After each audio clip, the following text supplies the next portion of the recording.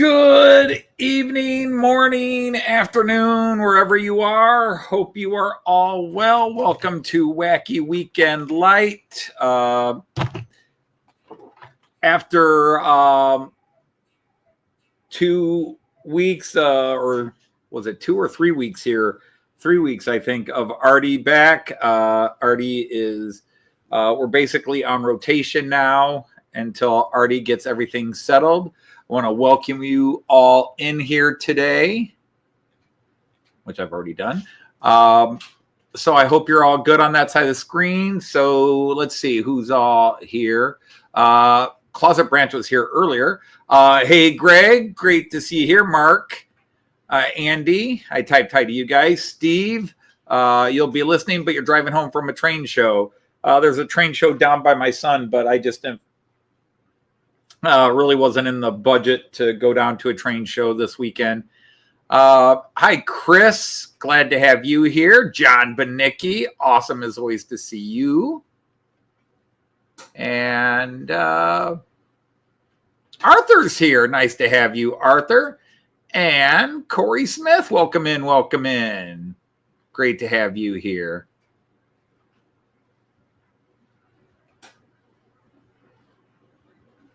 We have a problem. What's the problem?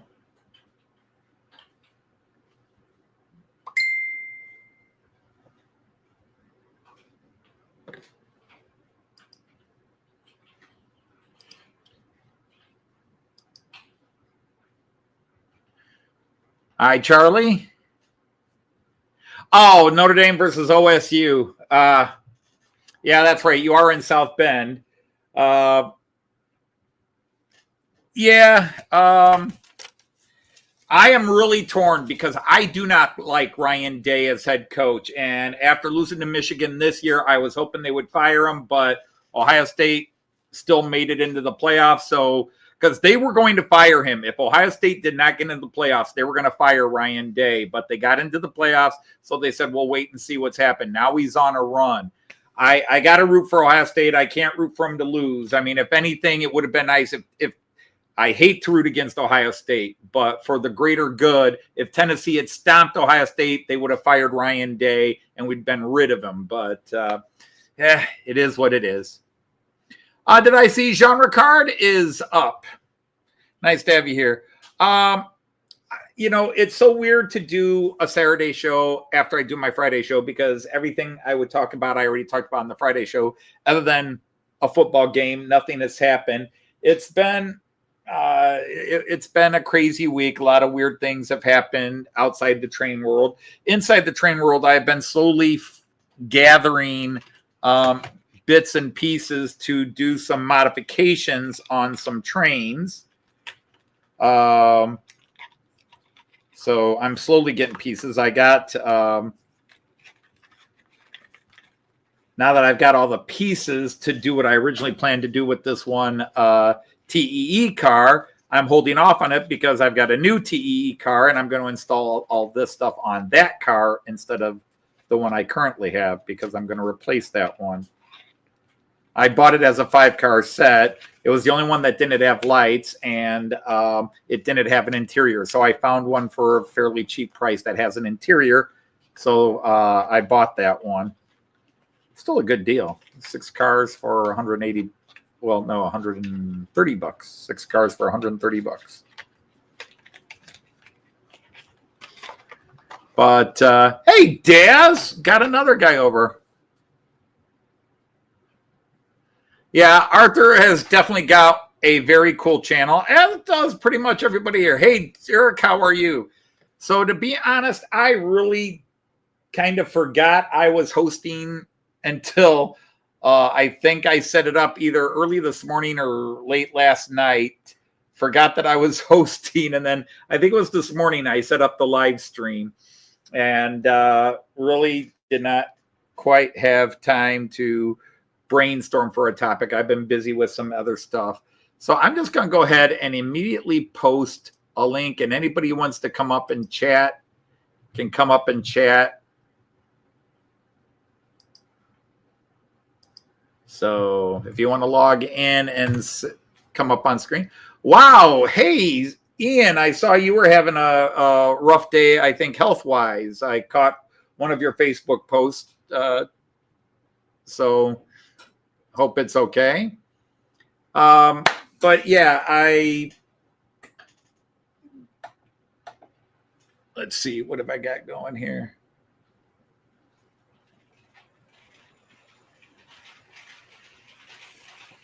But right now, I'm actually focusing on what I'm going to do for next Friday's live stream, which will be live stream 250. I don't know. What do you guys think? Do you think 250 straight Fridays of a live stream is a big deal, or is it kind of a sad, pathetic thing that I have gone almost 5 years without missing a Friday live stream? You know, I mean, it's only Fridays. It's only a small channel live stream, but part of me is like, 250 is a big deal. Hey, there's Attila Varga. Some bastard in the lowland dug up your internet cart. So, you know, again, I throw it out there. Is it a big deal, or is it something like, come on, it's not that big a deal? Let's see if I can get this guy going. The answer is yeah, he's ready to fly.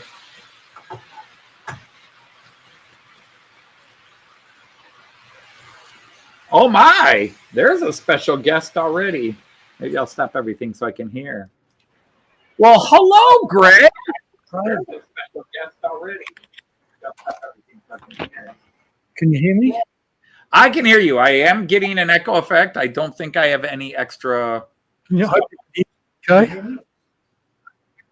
Oh, cool. It's probably me. Hang on a sec. Okay. I think it's easier for me to chat here than type. So, where are we? Oh, it's really bad. Give me a few seconds. I'll sort it out. No worries. No worries. But yeah, Arthur has, I have been subscribed to Arthur from if you don't know who Arthur is, that's O-Gauge Trains and Slot Cars. I've been subscribed to him for a few years now. I subscribed to him back in COVID because I stumbled across his channel and he reminded me of a friend of mine, Philip Page, who just had all kinds of fun toys out. And at that time, he had a pretty wild one-level loop, and then just all kinds of Tonka trains and toy soldiers and castles and stuff on it. But it was one level. It was one level with his Lionel trains. And then he just kept expanding it and expanding it and expanding it. And it was just what draws me in is the fun. The people that are just having fun. It's not about how exotic my layout is or how much realism I throw on it. It's just having fun. And I fell in love with Arthur's channel, and I've been there ever since.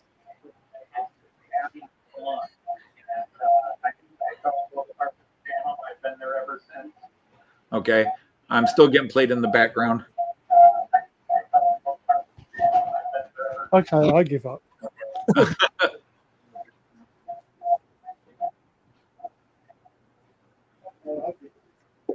Probably have a camera mic or something on too. But so now it's 3 levels. He's building a 3rd level. He's got this ever-changing slot car highway going through it as well, which is cool. And basically with the O scale trains, the slot cars are the perfect scale because it's all basically 1/43.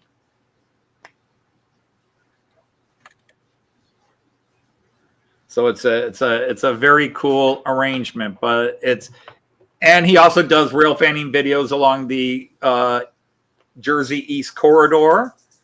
And then lately he's taken to bird watching with a hawk named Horace, which I think is just absolutely appropriate name, going back to my days when I taught mythology.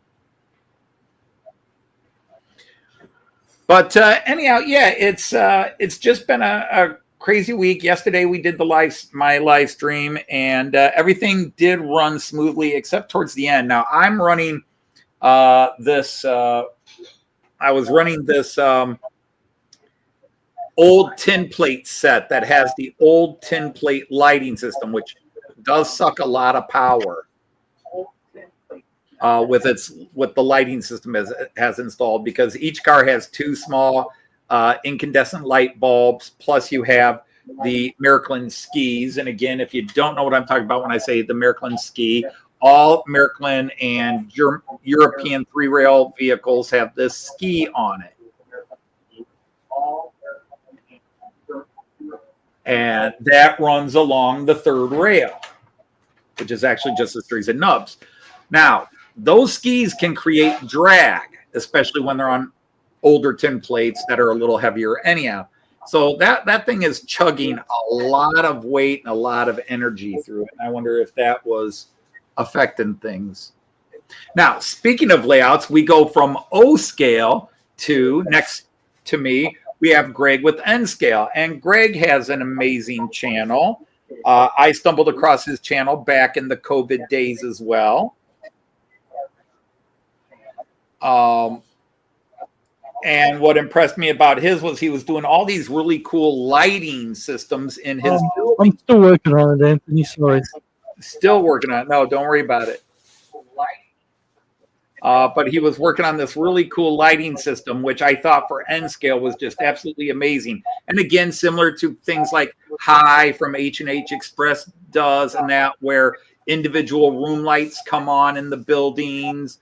And also you could have the buildings doing a disco dance lighting in them if you wanted. And again, I just thought it brilliant. Very, very cool. And most recently, Greg, you installed a Magna Rail boat, which you should check out. I'll mute him so we're not getting the echo for a second.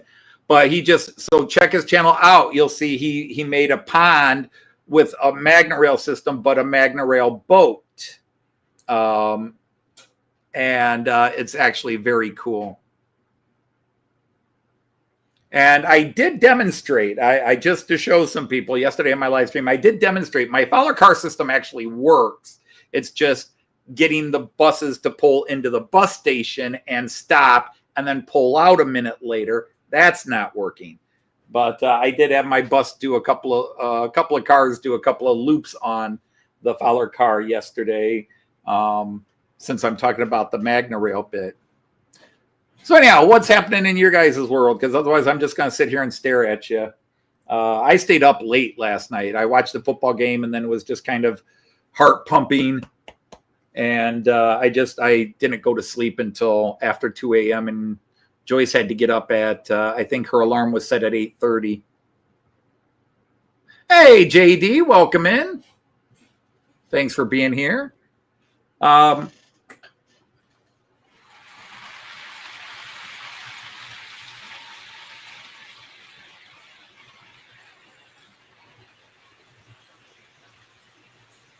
You're just chilling out. I understand that. Let me see. Because I didn't do it the other way now. That's going to be... Oh, actually, I can still do it that way. I think. Yeah. Yeah, I can do it that way.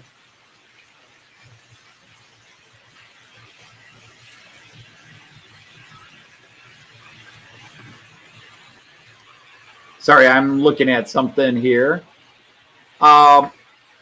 Of course, the other big news I did this week was both Pico and Miraklin announced their catalogs. Let's see if this works now. I'm going to unmute them. Both Pico and Miraklin released their catalogs. I'm waiting to see if Roco's going to get theirs out, or if the horrible news from Roco about having to recall their night jets for fire hazards, whether that's going to delay their catalog. But definitely, it was the Miraklin catalog was very nice. A lot of stuff in it, but nothing that stood out and said I have to buy. The most tempting, I shouldn't say, there are a couple of things I wouldn't mind getting. There's a class 01, a class 01 locomotive that I want, but it's on the pricey end. Whoops, we just lost Greg. Well, Artie, how are you and Attila here at the same time? That's confusing. Oh, we've got a sleepy Dane in the basement. Well, maybe I'll just leave him down there to sleep for a bit. And when he wakes up, we'll bring him in. Hey, Rick's Trains, how are you? But anyhow, the new American catalog. But I also would like a 03, and they have a 03, which is a much lower price point. So that's more tempting. And I was really thinking of the Prussian passenger cars, but they are pricey for the set, and they don't match the Prussian 8 I currently have. I would have to get the new Prussian 8 for it to be era specific to work out properly. So I'm sort of like, maybe I won't get those cars as much as I kind of like them. All right, well, I'm going to we have the Sleepy Dane. Hi, Jean Ricard. Hey, there's Randall. And I'll repost if anybody else wants to join the Brady Bunch. And then we have, so what's up with you, Jean Ricard? Well, I went to work today, and it seems like I can't fall asleep yet because you are on here tonight, and it's kind of crazy. Well, go to bed and put me on your tablet, because as you like to point out all the time, my voice puts you to sleep. And I'd rather have you fall asleep in your bed than fall asleep in your chair while live on the air. Well, I just think since I'm not starting until late afternoon tomorrow. The late shift still. I won't come into Andy's stream, Andy Hot Dog Pilot stream, and do him. But then I could stay at least. I'm sure Andy appreciates the fact that you won't do him. Yeah, I'm sure too. But you got a pretty mouth. Do him the Danish way. Yeah. But at least he has some trains running. You are just babbling. Yeah. Yeah, you could put some of your trains running. I ran 6 trains yesterday. I'm not running. Actually, I was running a couple here. So that's 8 trains running over 2 days. That counts as 8 trains. That's 4 trains a day. I think that still tops anybody. Well, it in some sense it does, but since you are on and you have a layout, right? In some sense it does. The Dane's way of saying you're right, I just can't admit it. I would never admit that you were right. Of course not. That would be proper of you. So get something started on your layout. No, they all ran yesterday. But I've got things started. I got people here. But anyhow, I've got somebody else to bring up. And that's going to be Mark from Xantech with his portrait mode views. We got to teach him to do landscape. I still can't get it to go. I still can't get it to go landscape on my mobile. Even when I have the phone line horizontally opened up Streamlabs, it still went to portrait mode. I have to grab the phone, and because there's this stupid setting, you got to go into settings and where it says always portrait, always landscape, or adjust, and you got to click the right one. But I've had to learn that because I did live streams from train shows, and they were all in profile mode. Because when I went on the Streamlabs app, however, the orientation you're holding your phone when you start, it maintains that. That's crazy. Oh, and we just lost Mark. Well, all right. Well, we'll try the next guy in the basement. We have Randall stuck in Kansas, somewhere in Kansas. Yep. So he's not running. Toto, I don't think we're in Kansas anymore. That's the exact opposite of Randall, who is, Toto, I think we're still in Kansas forever. Yep. Just well, I don't know if it's forever, but Be home together with Toto. Yeah, but I don't think he has Toto there. Okay. Yeah, I don't have a Toto, so. Well, you could go on your MP3 and find some Toto, and maybe you can play some Africa or something. God, I hated that song when it came out. They keep bringing it back. I didn't like the band Toto. I thought they were black. But that's because I'm a rock and roller.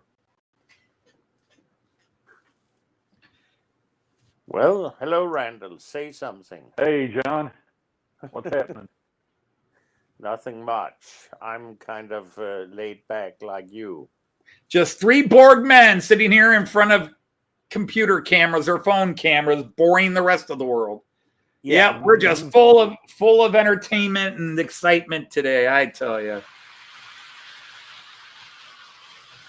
Well, I had my fair share of excitement earlier today going to they originally were supposed to send me to Liberal, Kansas, and then there was a jumble up, and I ended up having to drop the crew off at Optima.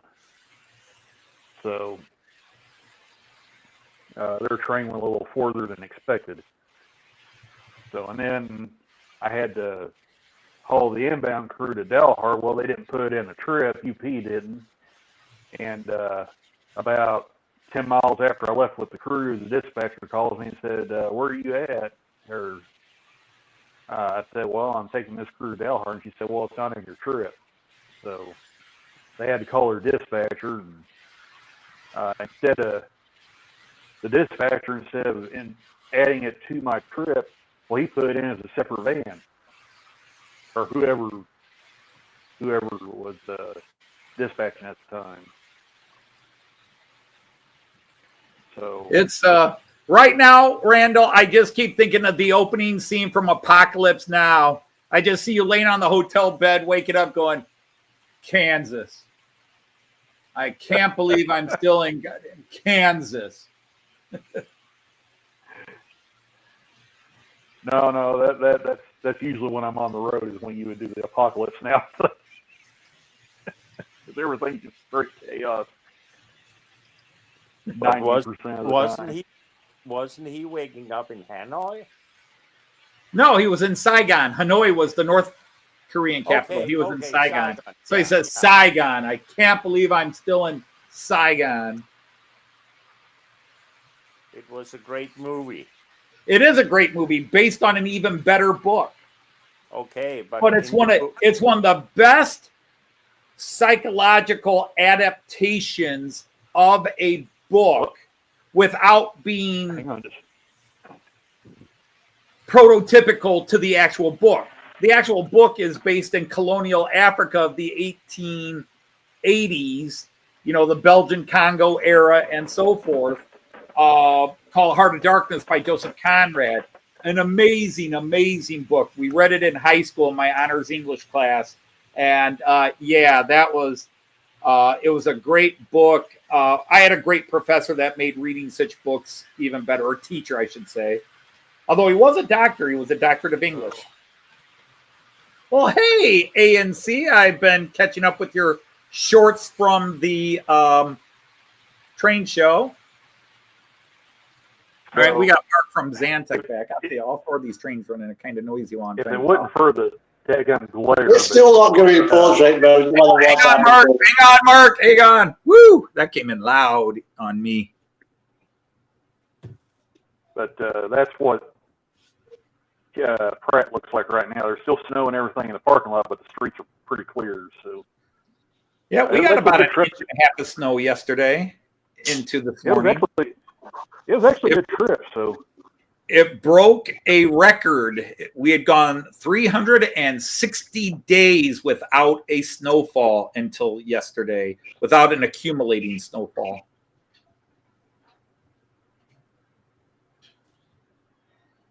And that's weird to go that much without snow. The last snowfall we had was like January 2nd of last year. I think we might have got another 3 or 4 inches here, but most of that is gone already. So never thought I'd be jealous of 4 inches. It's all gone off the road, and probably half of it's gone off the ground. So I would love to get a 4-inch snowfall here. All right, Mark, now you're on. Now you're on.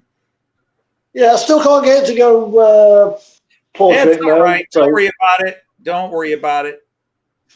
It is what it is. We'll do what we do. I've got my class 31. And at least you are true to the channel and run trains. Yeah, but the channel is called, or the show is called Wacky Weekend. So it's about being wacky. It doesn't have to be about trains, Jean Ricard. Oh. Okay. Then let's be wacky.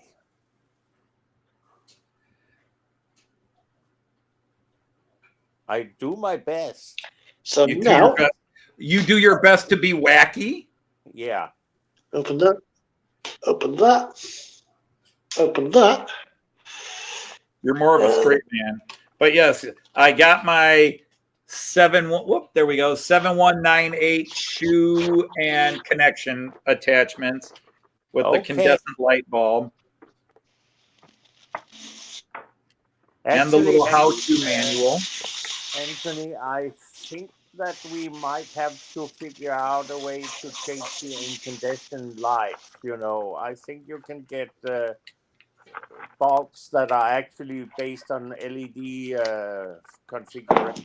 Yes, I'd have to find which size, but yes, they do make LED bulbs in the style. I just don't know if, because of them being LEDs, if I would have to turn around and add suppressors or something. I don't think so. When you consider that they make them for the fittings that they can go into. I think everything is contained in the bulb. You will need resistors, but you won't need suppressors, but you will need to put a resistor on them. See, that's what I think they build it into the when they make the bulbs to fit that, the fittings of the lighting kit from Macklin. If you get the bulbs for that, I think it's all built into the bulb, to the LED bulb. Well, like I said, we'll have to look them up and find them and see. Whoops, I closed that all up and left the light bar here. But yeah, they definitely do suck up a little bit of juice. But like I said, now that I bought the other car, I'm going to wait till the other car gets here on Monday or Tuesday, and then I'll just put everything on that car, and then I'll have the spare car and decide what to do with that. You can always flog it on eBay. There's that. I could throw it on eBay, except some of the little jury rigging I'd done to it. I've devalued it. Can't you take that out again? Some I can. Okay. I also was painting the bottom. You do everything to ruin that car. Jean, I have a bunch of bananas here. Yeah? And I would like to offer you a banana. But I don't think you should take this one. I don't think you should take this one. I would like to pick and the there's one. This one right in the middle is the biggest and freshest. So I will offer this banana to you. Careful what you offer me, because I might peel it. You might peel it. Yeah. Well, here, we could do that illusion. Here's a banana. Let me peel it for you. Anthony. Yes, sir. This might be of interest to you. Okay. This is a light bar with resistors built in. Yeah. For Dapper coaches. Right, all new ones. But again, we are... I technically could just buy new light bars that are already designed. Yeah, but these cars have a specific type of light that goes in, and not any light bar set. They were very obscure setup, and I could jerry rig the new ones in, but because the other thing I'm debating on doing is running one line all the way through so that only one car. The problem is you have to leave them coupled. Yeah. Yeah. And I don't want to do that. Well, you'll have Or to. what you could do, if you don't want to leave them coupled, go to your local radio control store and get a couple of servo extension leads. Which Put doesn't plug at one end car. Put this end. My local is 3 hours away. Look, are you in the sticks or something? No, I'm in a city of 300,000 people, about an hour south of a city of 1 million people, 2 hours west of a city of about 600,000 people. So basically, what you're admitting to, you are in the middle of nowhere. No, my city is 300,000, and there's even bigger cities less than 3 hours away. But the closest shop that has the stuff that would work with my trains is 3+ hours away. So what Because we don't have model shops in Toledo or model train shops in Toledo. We don't have even Detroit. They only have American, and most of them are Lionel based. I could go down by about 2.5 hours south to Columbus by where Eric is. But even Robbie's Hobbies doesn't have that stuff. The closest that sells anything related is Medina, Ohio, which is about 2 hours, 10 minutes. But they don't have a lot of the modern. They don't have any of the modern lighting stuff. Everything they would have would be this 1960s, 1970s stuff. Yeah. Well, what I was thinking, Anthony, is if you were to go to your local radio control store and get some servo extension leads, what you do, you take your coach body off. Yeah, I know what you're talking about. Unfortunately, that's a little hard to do with these old tin plates. Oh, right, okay. Because what I was thinking is basically there's your coach. And basically you do pin couplings. Yeah, and that's your servo extension lead. You put one of these in each coach. Yeah. And where your vestibules are. But in these tin plates, hiding the wires and setting that up properly and not having it show would be a bit of a challenge. Because most guys that did it, they ran one wire and they just ran through the windows, but then they would park it somewhere where all the cars were just together. All right, Artie, you and Attila, since you're in the same room and probably sharing a chair, you could take your argument. That sounds disturbing, Anthony. Well, there are some people watching that probably haven't caught on the story of Attila and Artie. Let's just say they're closer than twins. Conjoined twins, very conjoined.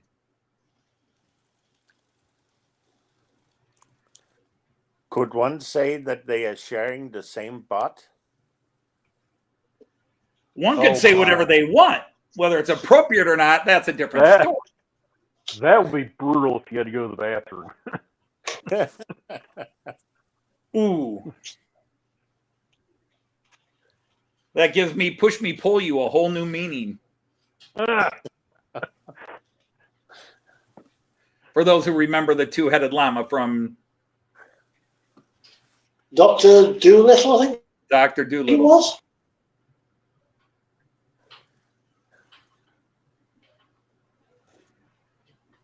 Those Germans don't stick together well.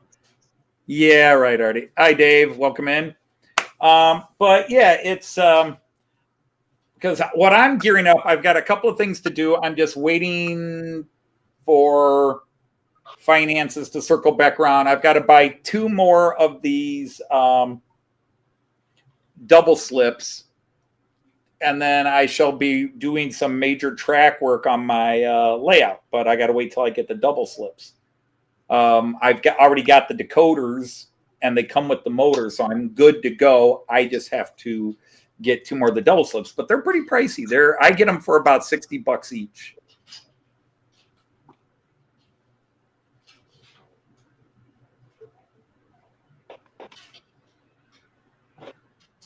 What if one of them doesn't want to go to the bathroom? Well, that's I can't think of anything where one person doesn't want to go to the bathroom. I mean, at 4, I should say at 3 during potty training, trying to get my grandson to want to go to the bathroom. But there hits a point where wet shorts and pants gets uncomfortable, and they start saying, all right, I'll get in the toilet.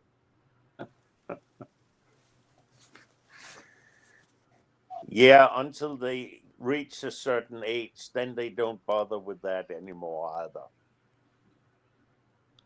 You know, about the age that we are slowly but surely reaching. Both. Yes, we do kind of come full circle. I just want to completely go full circle. I want to go out the way I came in. Okay. Naked, screaming, and covered in blood.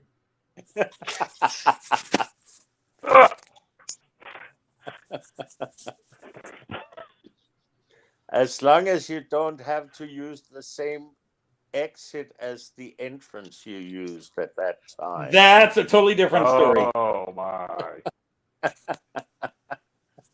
I'm This sorry. is one. Of course, no. I was just going to. I was going to reverse it the other way. I was just going to reverse it, but it was going to go X-rated. We might offend some of our more sensitive viewers. Do you think that we actually have viewers here on this Well, channel? according to this, we have 19 watching, but they could also just be listening and wondering why the hell they turned this on today. But unfortunately, I just really did not. All week long, I didn't think of this. Joyce asked me at 7:15. She goes, "So, do you have a plan for the show today?" I'm like, "Oh, right, I'm doing the show. Do I have a plan? No. I could just conceivably go and say, all right, this will really screw everybody up. I can go to the multi-view here, and then I could make, like, say, Randall. See, that would be my normal live stream. But then I would do like Randall or the Sleepy Dane here. And now my video is super small and everybody's on their phone going, wait, what the hell is this? Well, can't you change me with your layout? I could. Wait. Did you say change you with my layout? Why the hell would I bring you here and get rid of my layout? I'm not changing you for my layout. No, but I can't even sell you on the black market for body parts. I'm not going to show you any body parts. I wasn't asking you to show me. I figured if I had to trade, I wanted to get equal value. Well, you get that. You know it. I mean, I don't know. What do livers go for? What do livers go for on the black market? I'm pretty sure nobody wants my liver, so. I mean, I know my liver's healthy. How's your pancreas, John? How's that Danish pancreas of yours? I wouldn't sell any part of me, believe me, even if I needed to. I wouldn't sell it. Quick, what's the price of bacon? Steve 87 said I turned this on because there's no good radio station. Fresh liver, fresh human liver, ready for transplant. What's your blood type, John? I don't know. How do you not know your blood type? Why should I know? I let the hospital doing the checkup on that, not me. I don't have to go shop for blood, I just get it delivered when they need to give it to me. They so Vampire.com now makes home deliveries. Yeah, of course they do. don't they do that in the States as well? Good evening. Welcome to Count Dracula's Vampire.com. What blood type you need, we can hook you up. Yeah. So nice. Are you home, a shut-in? See, that was the one thing that always got me about vampire movies. Why did they always assume vampires were Christian? Just once I want to see a movie where Van Helsing is confronting a vampire and he pulls out the cross and the vampire goes, "What is this? I'm Jewish. To hell with that." You know. You needed the Star of David. I mean, that's why I want to see Van Helsing pull out all of them, like Star of David, the moon. And what if they're Buddhist? What do you pull out? And what if they're an atheist vampire? Well, you could take a silver bullet, couldn't you? No, that's for werewolves. Okay. You got to put a stake through their heart. Yeah, but that's not any religious symbol. You got to put a stake through their heart. I tried it once with the filet mignon, but it wouldn't go in. Okay. No, what you do, you just get a great big huge arc lamp. Vampires don't like the daytime. Oh, but see, you've missed the new mythology of vampires. They don't die in sunlight, they sparkle. Okay. Your liver has been flushed out when you visited your cousin. Yeah, my liver survived that. My liver is fine. Paulinka. Here, you try Paulinka. What if they don't get killed by steaks? Then you're screwed. Well, somebody does it entirely free, you know. They go pole sitting.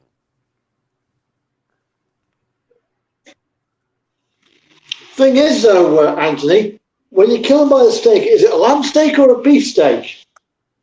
They never specified. All I know is filet mignon didn't work.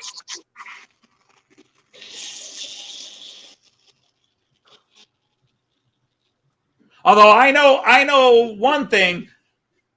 My mom's grilled steaks, my mom's lamb steaks or beef steaks, and even they would kill anybody, vampire or not, and didn't have to go through the heart.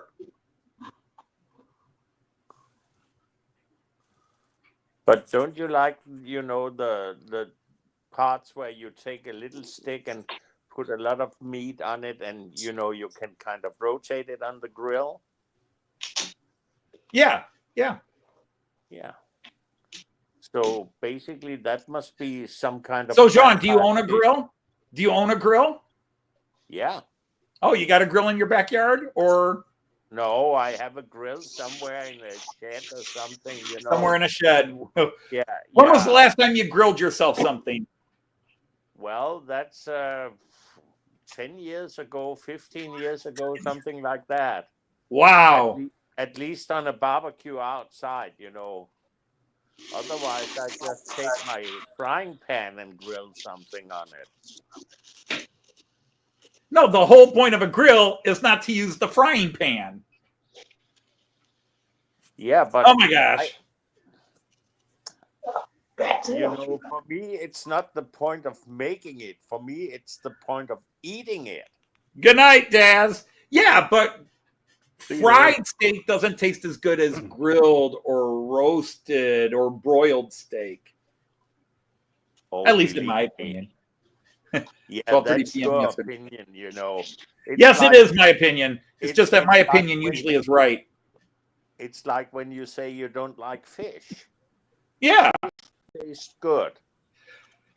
Fish swim around in their own pee and poop, as well as the pee and poop of everybody else in the ocean. Yeah, but it still tastes good. It's dirty. It's disgusting. Oh, but it tastes good. Yeah. Well, you can't beat a good cop. Just suck it all in. Get one. Yeah. I will. You know, I like salmon, for example. Don't you like salmon? You don't like salmon. I know I don't that. like fish. Do you like salmon, Randall? Um, actually, I prefer catfish. Catfish. I Yeah. didn't know that Um, cat was a fish. well, they're called catfish because they have like whiskers around their mouth and everything, but Yeah, yeah. they can get pretty good Freshwater. size. I mean, yeah, they're Yeah. freshwater fish. Just as long as he didn't say he likes carp. Okay. There's a restaurant where I'm from that's famous for its catfish, but the bad part is it's not cheap. So No. I haven't eaten there in probably 15 years now. So, Yeah. well, I take that back. We eat there like every once in a while. But, Yeah. I Anybody? agree, Artie. Jean Ricard's grill probably has rusted to reddish brown powder since the last time he saw it. Well, it's not a, actually it's a real grill with, massive iron grit on it, and it's for charcoal. It's not for gas like your gas. No, it's charcoal or whatever. I'll admit it. You probably got a big Danish Viking spit in the backyard where you've got the whole pig with a 5-inch log crammed through its butt, through its mouth, spinning around out there. Why would I with use your little bone-filled ale drink going, I killed this today. Skull, my fellow Vikings. Now let us go invade Ireland. One fish that's really good is rainbow trout too, which we have down at Spring River. Yeah, yeah. Have you ever gone fun to noodling? catch too. I have not. That's wild. Noodling is where you go into certain rivers and you actually have to swim down, and there's a skill to it. But the catfish like to bury themselves down in the soil, and you can't, they will break. They're so big and strong, they will break a fishing pole. So the only way to catch them is the guys go down and they shove their arms into its mouth and try to bring it out this way. The problem is some of those catfish, if the guy is small and the catfish is big, the catfish will hold the guy underwater, and then he's not having catfish for dinner. The catfish is having him. Okay. Yeah, some of those catfish get really big. Just get a grenade and chuck a grenade in the lake. That'll do it. Well, on the bright side, it pre-minces and boils your fish for you. Cut out the middleman. What's for dinner, Ma? Boiled catfish stew. The thing is, hot dog pelleting with the rainbow trout. Don't let their size fool you if you go fishing for them. They fight hard. They're fun to catch. Yeah, but don't you catch rainbow trout by fly fishing? With a very light cane and almost like the line is floating on top of the water surface. So you can catch them by fly fishing. A lot of people prefer to do it that way. But you can also catch them with conventional. You can also catch them with a conventional rod and reel. Okay. So, hey, hi, Monsville. If we didn't say hi to you, Mon. Hi, Mon. Hey, Monsville. Only if it's a Wells catfish. Yep. Those are big. And it's also a challenge. You got to be at the right time to catch them too. So. Yeah. I don't know. I just, the only fish I tend to eat is if it's a white fish that has been battered, deep fried. Then I can tolerate it. Well, see, that's what, when I'm at a restaurant I mentioned down in Mammoth Spring, that's what they do is battered, deep fried or catfish. So. Another fish that is really good to get is tuna. If you can get a tuna steak, that's great. It's like like a beef steak, but just made out of tuna fish instead. That's really good. I tried tuna fish, but it just didn't play right. Okay. What happened? We just couldn't You get know, it in. all this talk about food makes me want to go downstairs and cook some food. It happens. You talk enough about food, people start thinking what sounds good, and then what sounds good becomes must have. Well, No, I that's said I tried tough tuna fish. I tried tuna fish, okay. but it just wouldn't play right. I would You get can the tuna piano, ocean- but you can't tuna. You can tuna fish, but you can't tuna piano, or you can tuna piano, but you can't tuna fish. You know. we used to get the shredded tuna in the can, like the Starkist, and Yeah. I think there's another company that makes it too. So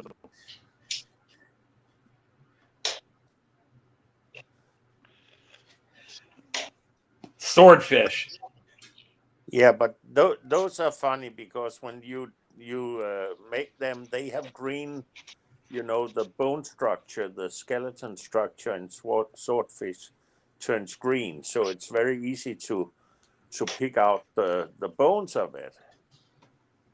Yeah, but trying to catch a swordfish because you reel it in, and then you get it on the deck, and the first thing it does is stand up and go, "On God!"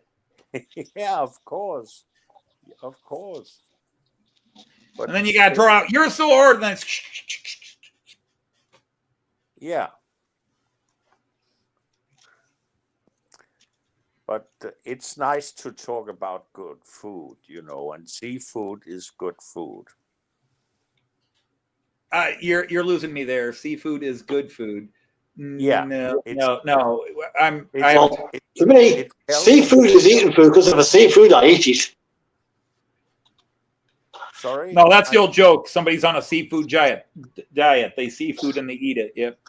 Artie says, "How did you enjoy the battered fish here?" I don't remember. I don't remember getting battered fish in Australia. Wait, yeah, I do. I must not have minded it because if I didn't like it, I would have remembered. I had fish and chips 3 times in the UK, and I liked it twice, and once it was okay. Joyce liked it once, thought it was meh the second time, and the third time she hated it. We went to a real. Then you got the food at the Milton Keynes Arena. That was bloody pricey. We went to. The best we had was by the Tower of London. We hit a little chippy place by the Tower of London, and that was really good stuff. Good, very good French fries too. Very good, or as you call them, chips. But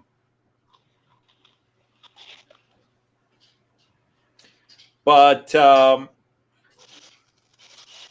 last one was a little Turkish run place, and it was just very greasy, very oily, very greasy. Okay. Oh, yeah. Oilier and greasier than preferred. I don't mind a little bit. Oh, right. And by the way, Monsville has built layout number 6 on their at their place. A little shelf layout. What would you call it? Would you call it a shunting layout, an end-to-end layout? How would you describe that layout? 6 layout. Both terms are correct. 6 layouts. Mon, what is the number? Because you've got 00, TT, and I think N. Is it 1 N, 1 00, and now, or 1 N, 1 TT, and the rest are 00?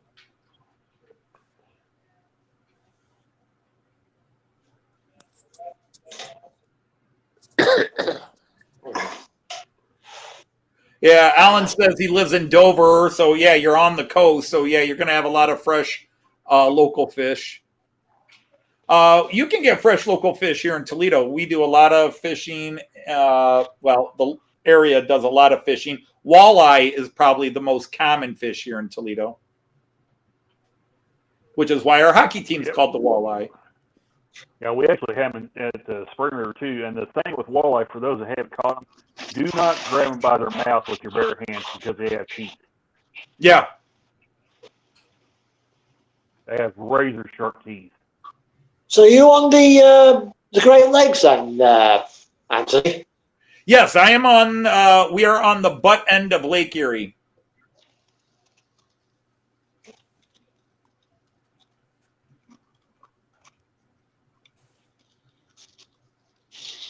Lake Erie's comes like this to us. This is the western end. Toledo is right here on the west butt of Lake Erie. And Dave's in Cleveland, which is further on the south coast of Lake Erie. And then it goes all the way up to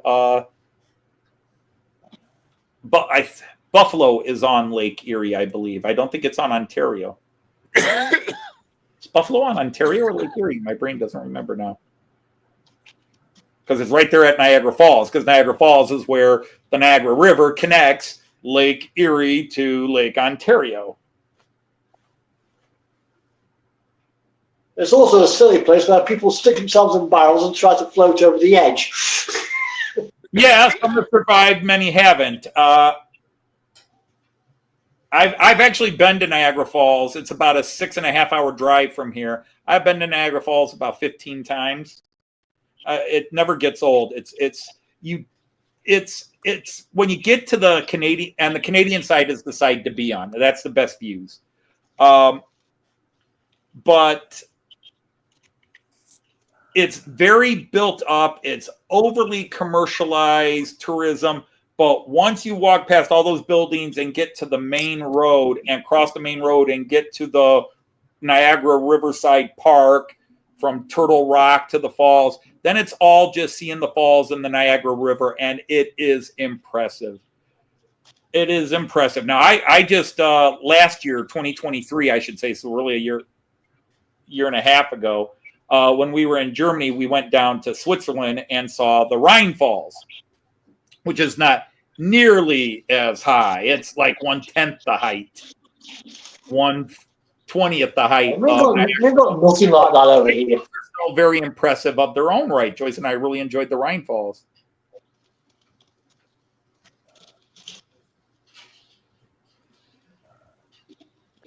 But you didn't take the bell ride down the Rhine Falls then? We what? You didn't take the bell ride? No, we couldn't find one. Okay.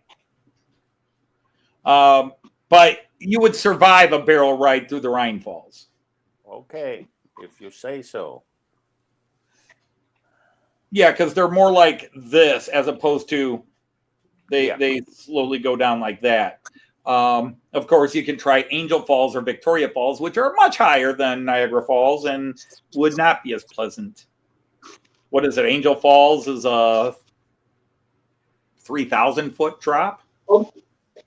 Are they the ones in Venezuela? Yep. The water falls so far that it actually missed before it hits the bottom. The force of it falling against the atmosphere vaporizes it. So only a small percentage of what actually flows over the top actually hits the bottom, and it comes down as a soft rain. Okay. Actually, probably based on flowing, it goes the other way, because Lake Erie from the Niagara River flows into Lake Ontario, and then Lake Ontario flows out to the sea. Now, both Erie, well, 4 of the 5 Great Lakes share a Canadian-American border. Only Lake Michigan is all in America. Superior, south side of it is United States, north side of it is Canada. Erie. That's also the one where the Edmund Fitzgerald went down. Right. But Lake Erie is really like one slight definition away from being an inland freshwater sea. It really is massive. I've only seen it once. Lake Superior is massive. You're standing on an ocean at Lake Superior. It's just that big. And you could fit the other 4 Great Lakes into Lake Superior with room to spare. Because not only is Lake Superior massively wide, it's massively deep. And yes, it's cold. It's cold water. And if you want to go there, you get there in August to September, because that's when the water's at the warmest and the weather is at its calmest. Hey, Train Buff 47, welcome in. Hey, Corey. Yeah. And then in November, is that when the storms come? We always do, yeah. We always do Maid of the Mist when we go to Niagara Falls, and it never gets old. I've done Maid of the Mist probably 15 times. Joyce and I went to Niagara Falls for our 10th wedding anniversary, and it's actually very inexpensive to stay there if you avoid all the tourist trap crap.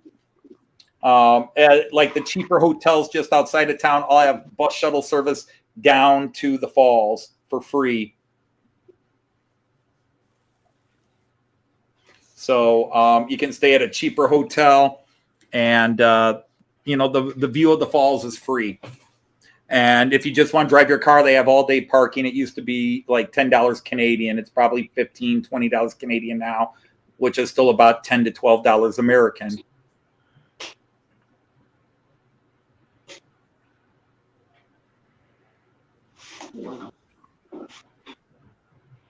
Hi, PK and W Model Works. How are you?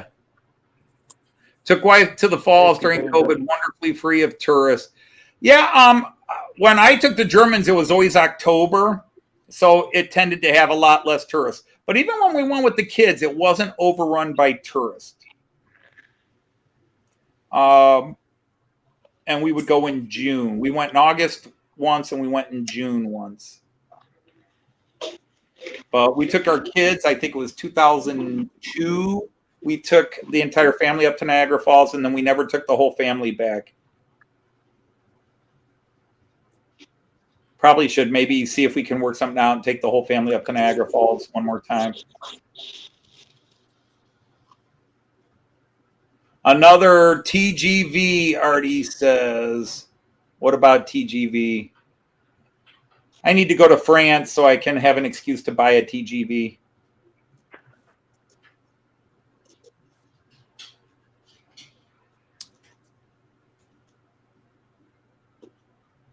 I'm just wondering what Danish trains I'll get to buy after I go to Denmark. But honey, I need the ICE 406.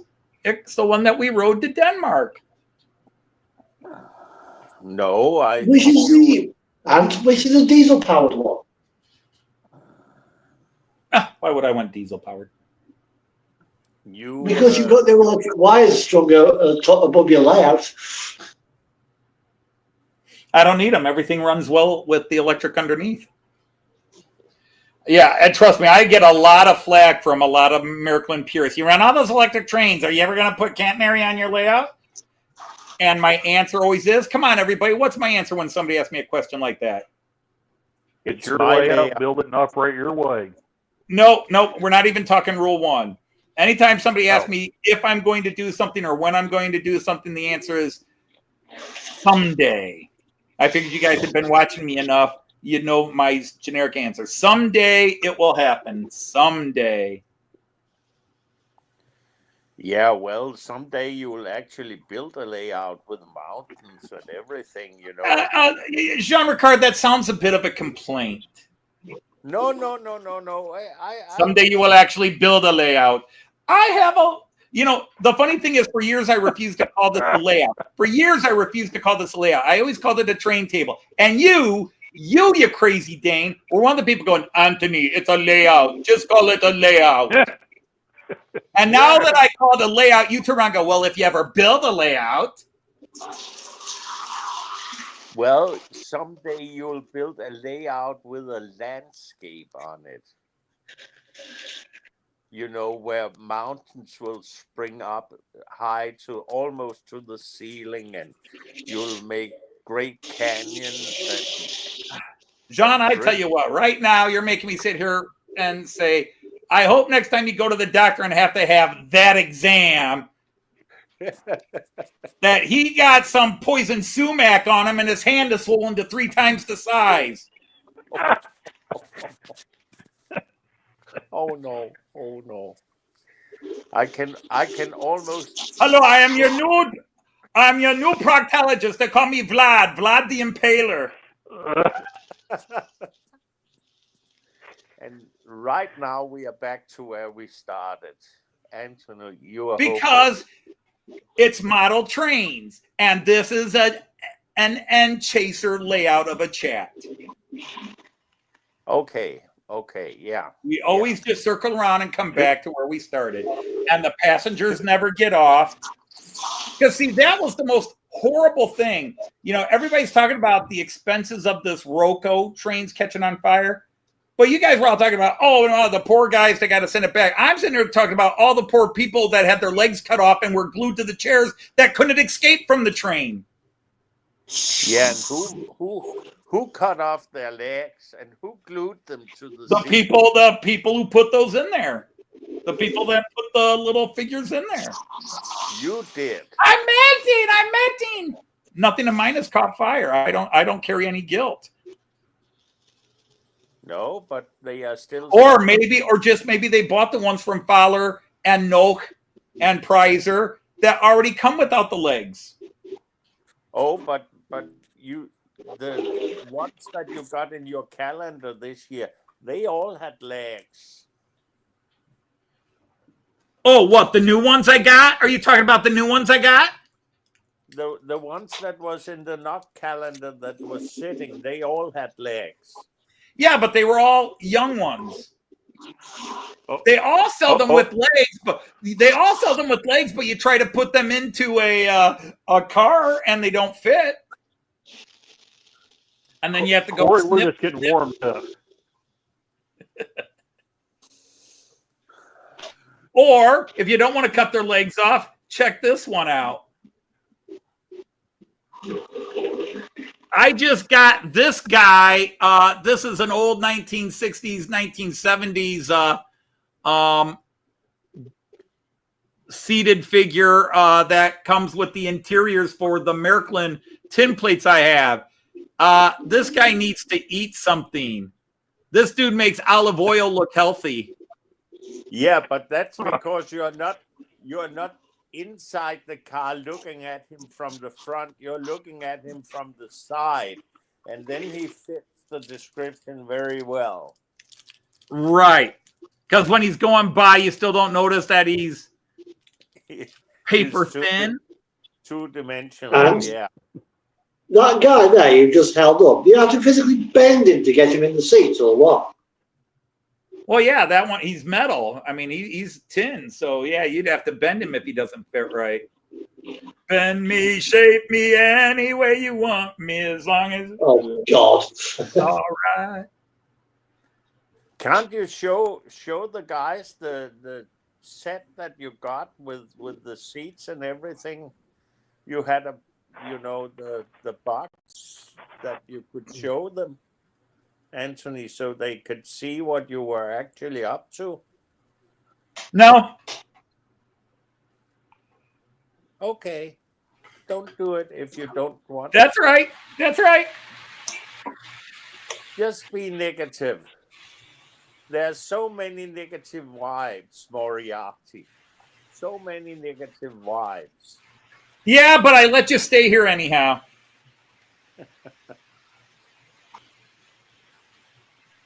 Besides, I showed it on my live stream yesterday. But no, not everybody was there yesterday. I can't help that. But they're rather difficult to manipulate and try to show on camera because of the way they. Whoops! Now I derailed that. But you want to show it to them. See, why would I want to show it? Because that's the way you are, No, that's how you see me, and there is a huge difference. Just as you have trouble distinguishing yourself from Stanley Steamhair. And when I'm sitting here telling you that's not who Stanley Steamhair is, you're like, but I'm Stanley Steamhair. And I'm like, no. You're the face of Stanley Steamhair. Stanley Steamhair is whom I created, and he does and acts and thinks the way I say he does because I created him. So now we are back to Matt Clark because you have trouble. I just like to bring back previous arguments in the same vein just to show how you are wrong. It's a legal thing. Prior inconsistent statements. But there, I put some people in the panorama. Now, what's interesting is because these people actually show, not you. No, because these people actually show up where you could see them. They made the seats higher and the legs fit in. Yeah, but you need to lift it up in front of your camera. That's very nice. But I didn't put anybody. I put one guy in this lower level. I don't know if you can see one guy there. He's sitting with his back to you. But and then there's compartments on this side. And I didn't put. Did I put? Yeah. Oh, I'm sorry. There is one guy in a compartment reading a newspaper. Yeah. That is a neat dome car. I like how the glass kind of curves down around the side of the car. Yep. Like that. Well, I mean, there are panorama cars, of course, and like Amtrak had them too. Yeah. But Buffalo is on Erie. Thank you. I thought it was.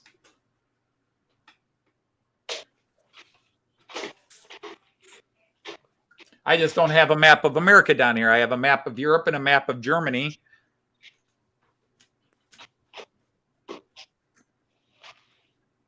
But I don't have a map. On my wall in my bedroom, I've actually got a flag of the United States hanging up and a map of Europe.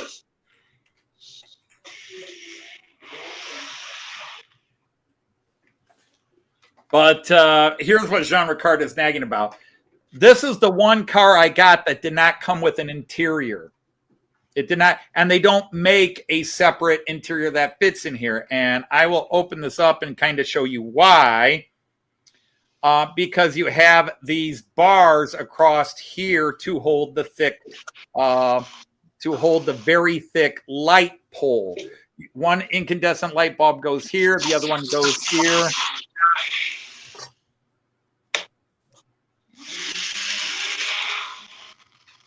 Somebody's doing a hell of a lot of cocaine. Can you tilt it a little bit more so that we can look down? No, I'm showing people the bars right now. Okay. The little things here that support the very fat light bar. And then you get a light bulb goes in here, a light bulb goes in here. One wire goes down in here and connects to the ski you put on the bogey down here. And then the other wire goes across and connects to the other light array to keep the juice flowing. But what I did was this had no interior. So I have jerry-rigged an interior. I'm curious about those cars, Anthony. Do they have to use like incandescent bulbs, or can you put like an aftermarket? Well, since these are 60-year-old cars and the light sets are 60 years old, they never modernized the light set because LEDs weren't being used because these were manufactured into the 80s. And even then they still used they used incandescent lights. I don't think LEDs showed up into some of the American models till the 90s. I could be wrong. Maybe it was as early as the 80s, but I think LED lighting really didn't start showing up because even with my my two ICE3s, my original ICE3, which is from 2011, had incandescent lights. The 30, and that's 37783. The second ICE3, the newer one, was a reissue from 2016 of the same ICE3, but they had switched the lighting to LED. So to me, that's a clear change. Sometime between 2012 my ICE3 had incandescent and the new ICE3 had LEDs. But what I did here is because they do not make, because you can't slide it in here. They make these interiors you can jerry rig, but they don't even have a floor. So what I did was I took some of the seats from the restaurant car that they created, and I threw the restaurant car interiors in there. And then from a bar set, a Speisewagen set, a restaurant set, they had a bar. And what I did was, I don't think there's any way you can see that. And these things are not glued in. So if I tip it too far, they won't stay in place. But you can see there's a wall there that leads up to the corridor. I don't know if you can see that there's actually a window there where one guy is standing at the window getting a drink, and somebody else is bending over the bar like they're getting ready to pick up a drink. And what you probably can't see, and I don't know if there's any way to show it because he's under the bar, there is a guy in there serving a drink. I had a restaurateur with a drink that went with a picnic set where he's setting the drink down. So I actually have a barkeeper in there. And then there's another room, and I don't know, I think it's probably easier to show it this way. There is a woman in there, there she is, who is getting something off the bar shelves in there because I just used old restaurant insert pictures that they gave you with restaurant or building sets where it's just stickers you could put inside, to create some sense of reality. But she's in there, and I don't know how well that will show up, but there's actually a bar in there with drinks and bottles and other foodstuffs. And so she's like, so I just threw that in there, and then just a bunch of people. Now these things are all blue tacked in, so you can see the seats here are coming off. The thing is, I really wanted to put in a floor. But if I put in a floor, it raises everybody standing's height where they're in the way of the light bar coming here. So I couldn't put in a floor. So what I tried to do, and Jean-Ricard was giving me some grief, is I tried painting. I don't know if you can see the two tones in there. I tried painting. Actually, looked very good, Anthony. I'm impressed about how well you had made that interior. So yeah, I was pleased with it, but I just wasn't happy with the floor. And I was just struggling. So what I did, I took pieces and I just jerry-rigged bar tables, standing bars, because the one time I rode on a train in Germany that had an actual bar car on it, they had little circular and oval tables you stood at. You didn't sit down, you stood at it. And everybody's in there standing, having a beer and setting their beer down on the table while they talk to their crew. So I just took some plastic, and again, you can see it's blue tacked in there right now, this was kind of proof of theory. And I just have some tables there. And it works. So yeah, to me it works. And when the people are driving by, you just see them there. But again, they are kind of tall for the windows. Yeah. But like I said, I built some scenes. Let me see if I can get this. Come on, other way. Remember, things are reverse. So I don't know. Can you see the person with the yellow shirt bent over at the bar? Yeah. And then if you look, you can see there's somebody setting a drink down on the bar. Yeah. I don't know if you could see that, but his head is looking down at. There's two hands, and they're setting something down on the bar, at the counter. See if you follow their face looking down. Well, and one thing which I'm going to do with this, it's not even a wine glass. It's like it's just a short glass they're setting down. Like something you would get a gin and tonic in, or a rum and coke in. But hey, Tammy and Ray, how are you? So yeah, that's what I did with that. But yeah, it's jerry rigged, and I'm good at jerry rigging. It's just it's a personal thing with me. Is it gives it personality. It's designed by me. which I should be 100% happy with, but I'm usually like 90% happy with it. And then I'm like, that doesn't quite look right. That doesn't quite look right. How can I make it look better? I always want to do better. Well, what I'm going to do with this one and this building here, I don't know if you can see it, but it didn't have, it's got like a restaurant type thing at the top there. So what I did, got an old coach that I Ladies. took Yeah. apart. Yeah. See, now that works perfectly. And they fit along there nicely. But again, I don't know if you can get anybody's legs under those tables. No, you can't. Well, what my plan You is, have to amputate them, John. yeah, it sits here up against the back seam. I've drilled a hole in the back seam, a little 3mm hole, because there's got to be an LED put in there to light this section up. Okay. Let's see. Hello, Brad. Welcome in. And then I'm going to get another one of these identical buildings and put on top of here, where this section here, I'll put a balcony barrier type thing to lean up against. Mm-hmm. Swap this card for a piece of black card and put some more flashing RGB and LEDs in the back there. So it looks like there's like a nightclub going on top of there. And these here, these light bars here that I've got 3 of them now. This one will go sort of underneath here to light up this area. Mm-hmm. Because at the moment it's like the back end of the car, so it's really dark. Then on the canopy, I don't know if you can see it, there's a little black mark there. And the little black mark there. That's true of a lot of things, Attila. And then the other light bars will be sat on the canopy, so they'll be above the platforms. And that'll light the platform area up. Because at the moment, if I turn the room light off, it's completely black, unlike this area. Right. And then my plan is to get one of these.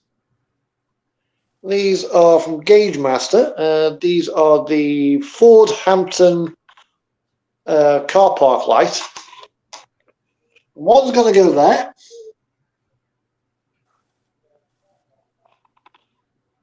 And then the other two that I've got, which is on there somewhere, are going to go in here. Okay. To get down, because this is 286 50mm spaceboard. Mm-hmm. So there'll be a 6mm hole drilled all the way down there, because we need 2mm holes. Bits aren't long enough, which will go through there, and then I'll put a piece of plastic on a square base with a hole just big enough for the shaft there, which will sit on that collar, which will be pushed down to there, and that will allow me to have these on a fairly solid base. Right. One sort of there, but positioned in a way as I don't get any hard shadows on the baseboard, on the back seam. Mm-hmm. Because that will ruin the effect at night time.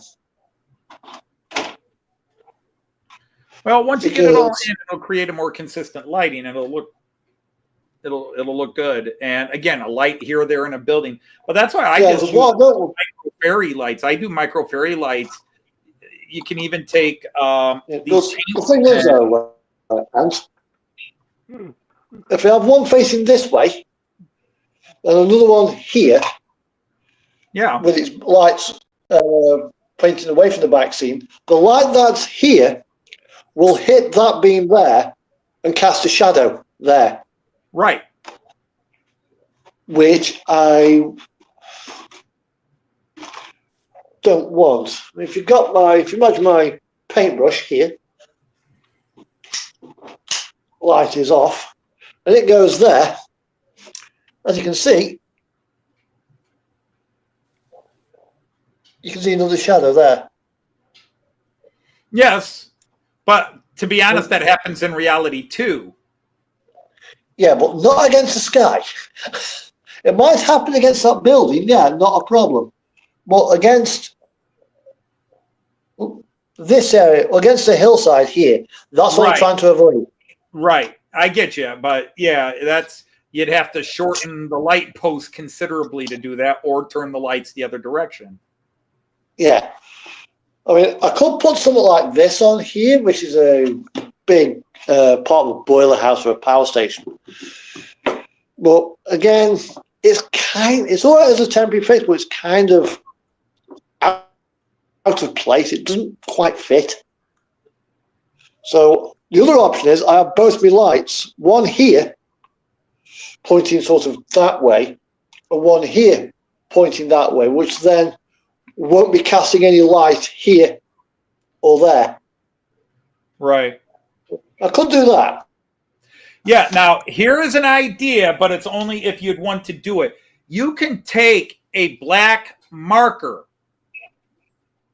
It would take a little bit of finagling, but you could take a black marker and color one side of the light bulb to prevent it from glowing, from the ray glowing that high. You can basically black out part of the bulb and it will reduce the angle the light goes. So you can completely darken the side and then no light would project that direction. Or you can take a marker and darken it about halfway, and then you'll get a softer cone that way. It'll still shine full the one way you want to shine full, but you can prevent the light from going. You do, if you got a couple of old ones you want to experiment with and try to see, okay, how much of this would I have to do to keep the light from going all the way that way or shining that high where it casts a shadow where I don't want it. You can adjust the height with a marker, and usually with I do like that idea. Well, I've done that. The lights are actually angled. Days. Yeah, they're actually angled downwards. But you have little LEDs, you see.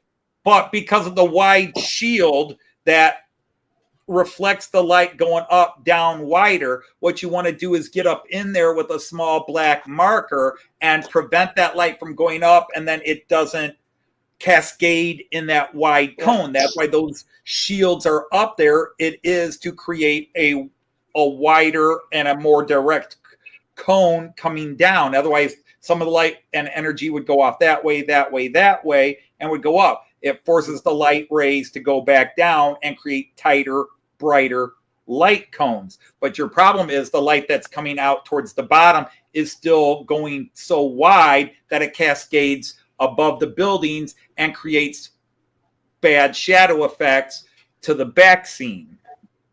Yeah, well, over here, it's not too bad. I mean, there's a little of this one here shining up against the back. It's not too bad. It's not actually noticeable because the hard shadow will be actually cast off the actual pole from the lights which are at the back of the yard. It's not to be rude. Lights, yeah, hang on. Mark, take a breath for a second. Hang on. Jean? I just want to say good night to everybody because it's almost. It's 3:30 in the morning where you are, and you should be in bed. Yeah. Bye-bye. looks like he already is. Good night, John. Good night, Sean. Good night, Sean. Take care. He's in his comfy chair. He looks like he's about to fall asleep in his comfy chair. The nice thing is you can't do, you can buy LEDs of color, but some of these clear LED lights, these acrylic paint pens. Like I did this, for example, the most recent usage I did was when I was doing my 2,000 subscriber celebration and I had the little cat house in the red light district. I didn't have any red lights, but I took some acrylic paint and these old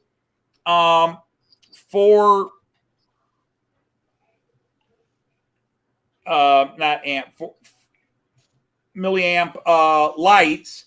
You know, do I have one here? So, but basically what you're showing there, and I just painted them red, and I got the red light effect because the light goes through the paint, boom.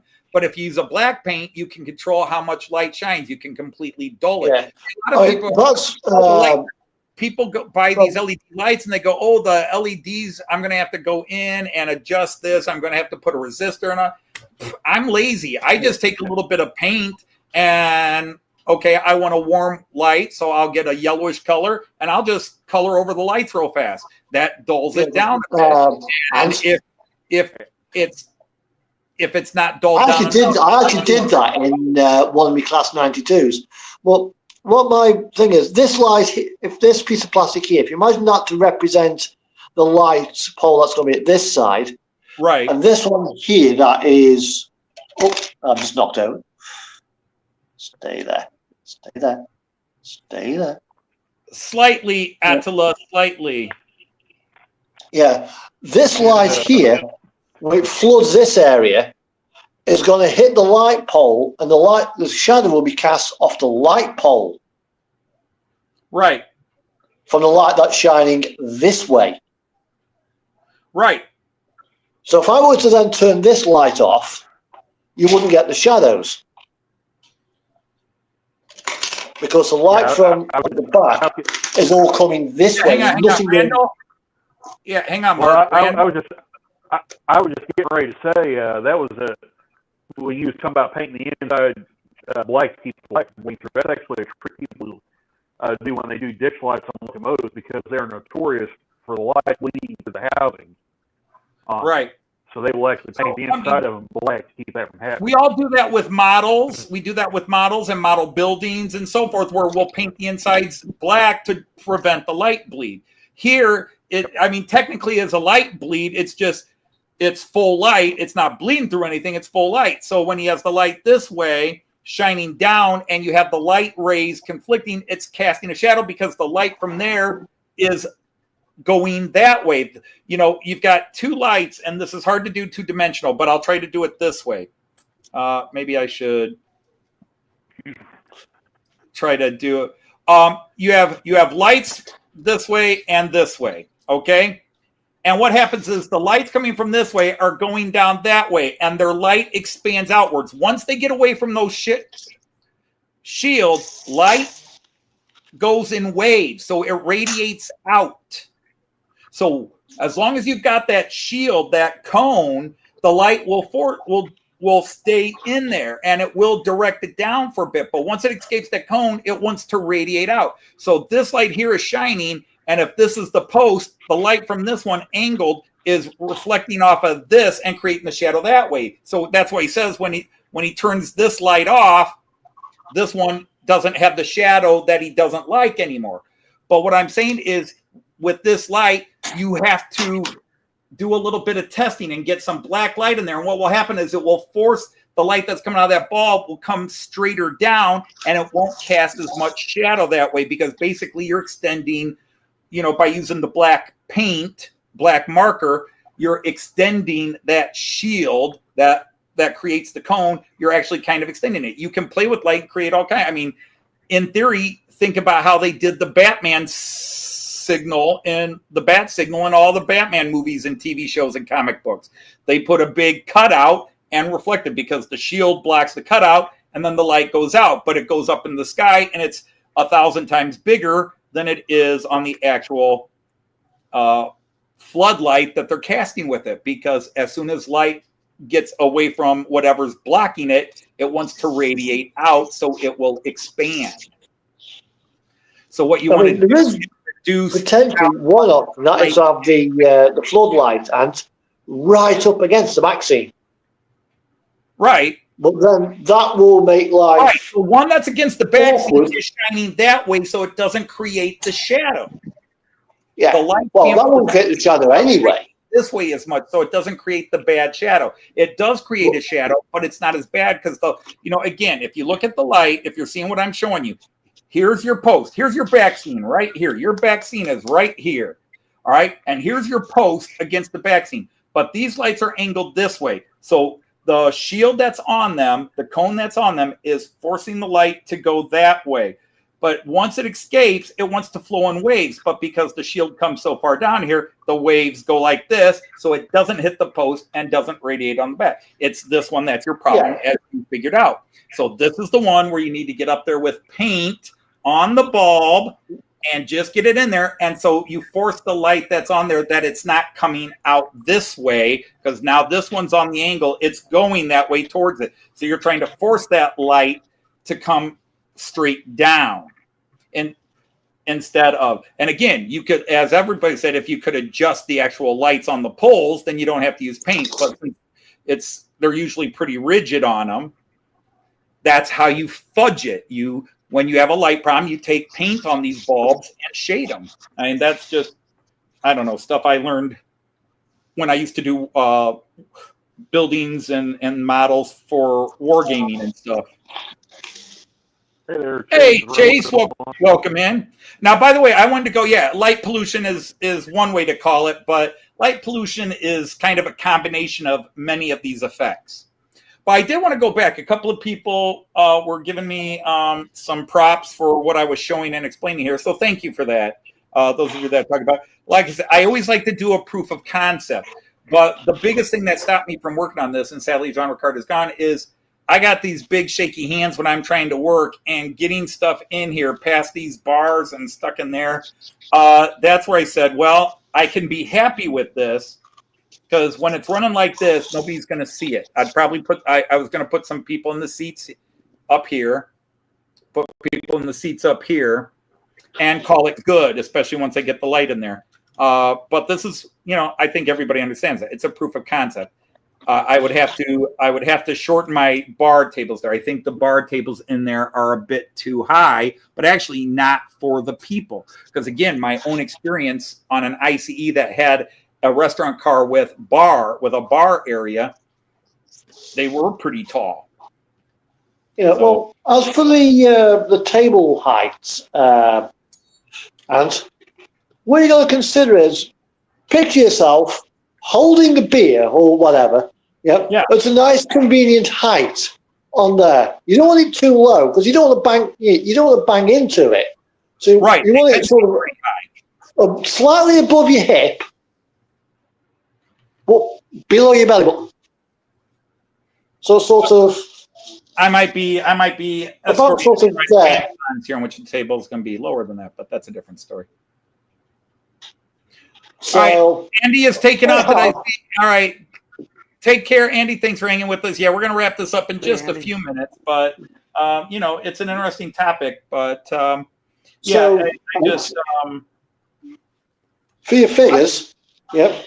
This is a meter stick, 39 inches long. So if you imagine that there, it's roughly there to the top of the back seat. There, we can see. Can you see it there? That 38 inches. Yep. So as I'm standing, that way. Yeah. See how convenient it is? Right. So. But I might come into your house at my height and decide that's a little low for me. So it's all relative. Yeah, but then you've got to consider 32 inches, which is the height of me tunnel board. It's just a little bit too low to physically lean on. So somewhere between the two would be a nice happy medium. I mean, how tall off the ground is your dining table? Actually, there is a standard height. Most dining room tables in America are 28 inches. And then countertops are 30 to 34 inches. You can get 30, 32, or 34 height, not countertops, but cabinets, floor cabinets. We do have, every region has its own standards, but 30-inch tall cabinets to 36-inch tall cabinets are, which is roughly bell height. Your countertop would be somewhere between 33 to 36 inches tall. Let me just put that But usually your basic countertop is 30 inches, or your cabinet is 30 inches, and then the framing and the height of your countertop. Well, as you can see with the layout behind me, 20. that's not be so long. So what's 28 times 2.54? 56 plus 14, so about 70. So about 71 centimeters. Yeah, so about that. So kitchen table is usually about 71 centimeters up. Can you see that my hand here? I see your hand at the end of your arm. Yes. Yeah, right. One mug. Okay, represents a beer glass. So it's about there. Right. That's an ideal height. As you say, I'm talking to your friend, it's at a nice ideal height.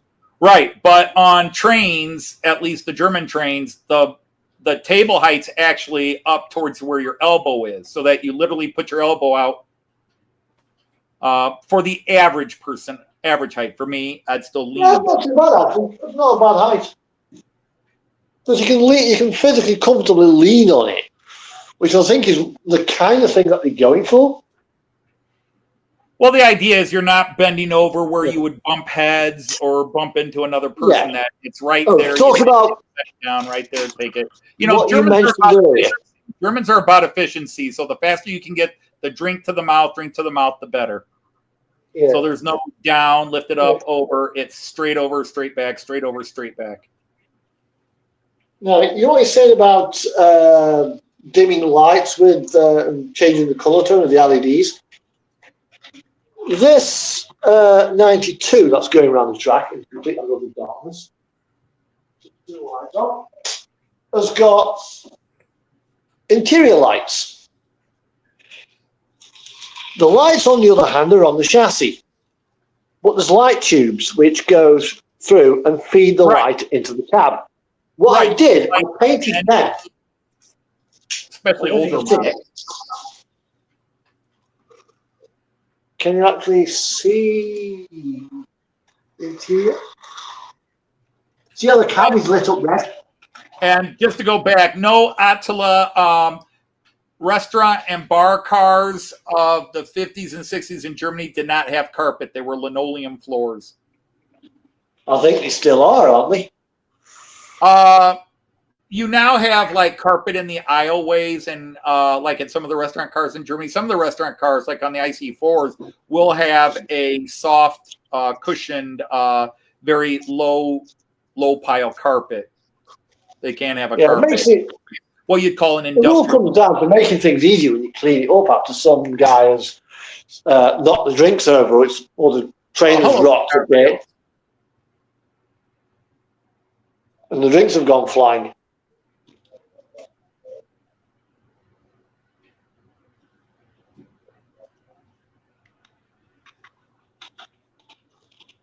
All right, Attila and Artie, you guys are still arguing with each other. I tell you to go to separate rooms, but that's impossible.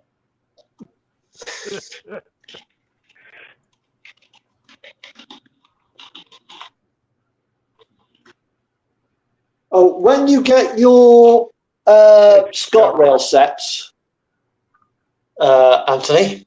Yes. You've got one. You need, I think it's 5 cars in total for the full set.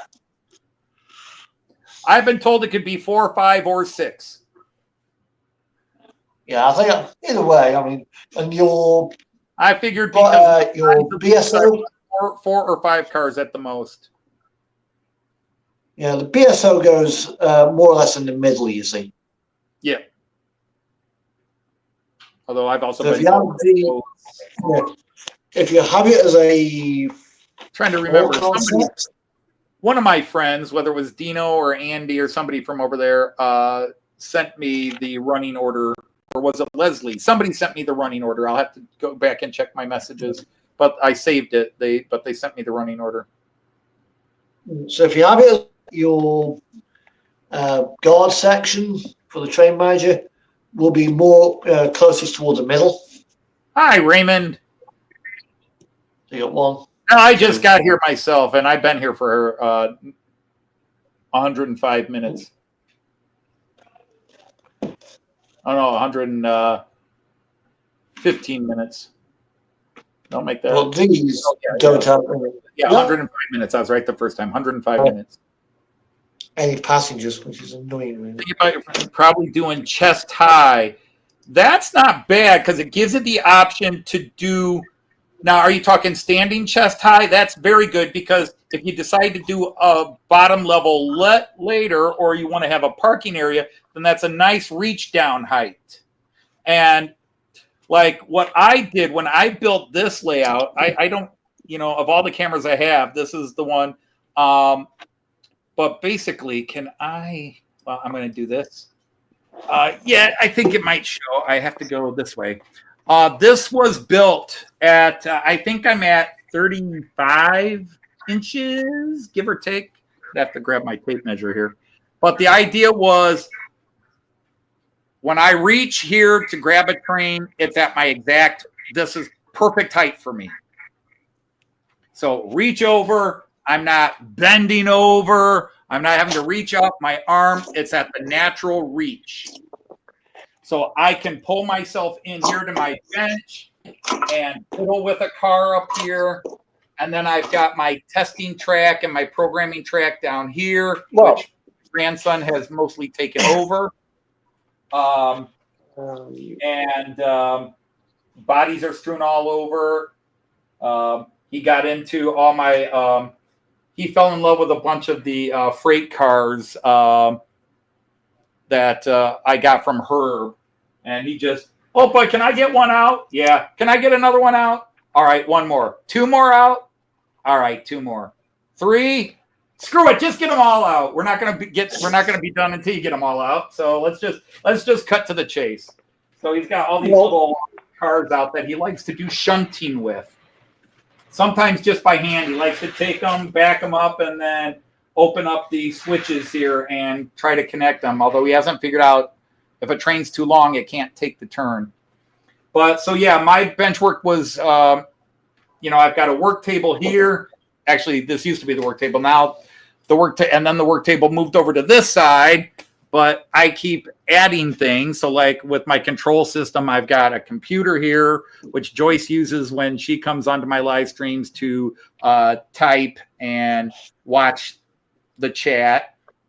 And then, so my work area has gotten smaller here, but my grandson tends to play here a lot. So there's usually, like, I don't know, you can see there's a toy gorilla there right now. And he likes to take the little figurines from here and take them over there and play with them. And then the rest is just a god-awful mess. That's a bit like my bloody layout table at the moment. I've just got crap everywhere. And then the worst part is down below. I can't even get this because I don't have enough slack, but the spaghetti that is down here, that's all those cords and wires on the floor, that's from cameras. That's all the cameras. I don't have any Wi-Fi or Bluetooth cameras. Everything is wired. So 16 cameras. 16 cameras around the layout. That's 16 wires coming in behind to plug into the computer. Oh, God. Not to mention plugging in all my devices. Yeah. I've not even finished the underboard wiring yet. And that's my layout. Exactly, PKNW. It is, every layout's going to be a different level because it's about convenience for the person that's going to live with it. I like this. I can look down enough that when I look at the buildings and the road, it has a sense of realism. But that's one of the reasons I turned around and put cameras on because, the thing is, before I started live streaming, I already had 6 cameras in my very first live stream. So before I ever decided to live stream, because we are coming up on number 250, my 250th straight Friday without a miss live stream.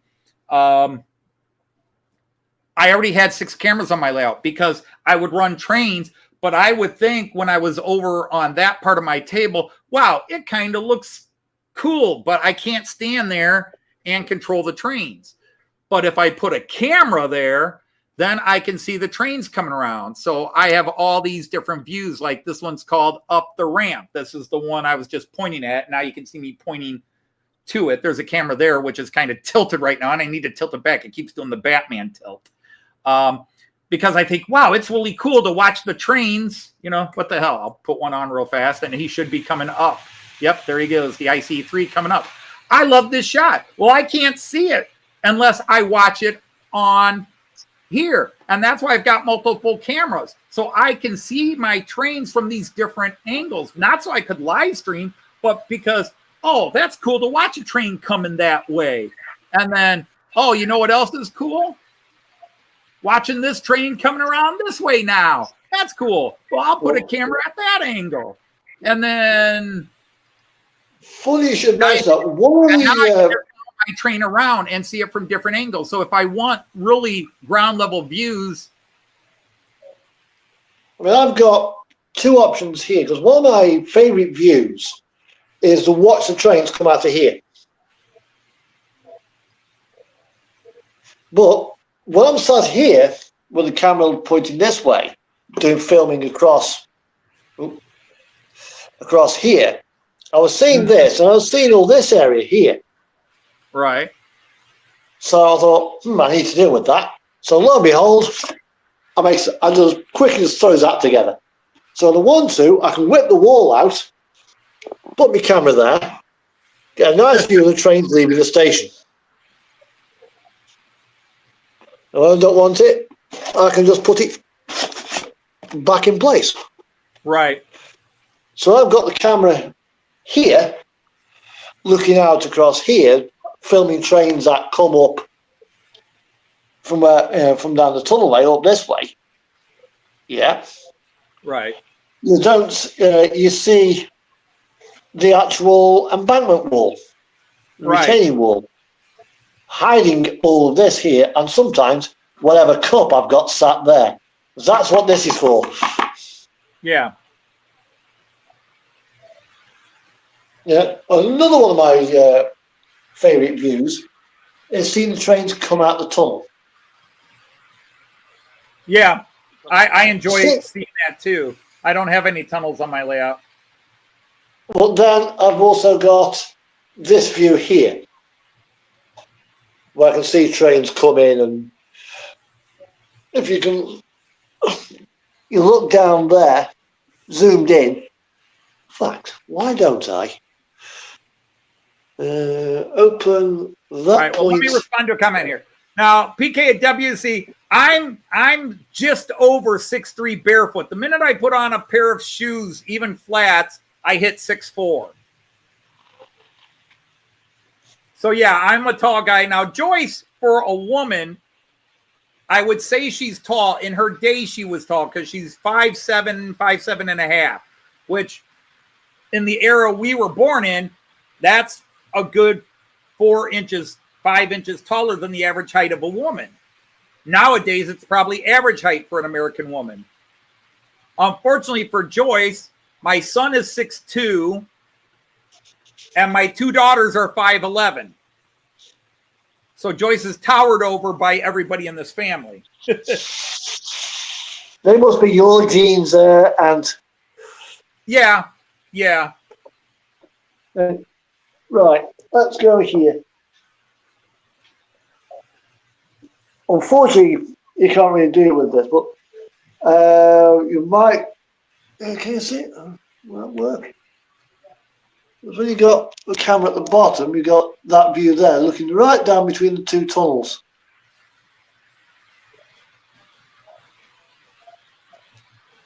So if I go there, which back one? Right. See, that's a cool shot, especially once you get the rest of what you want to put in there, whether it's grass or what have you.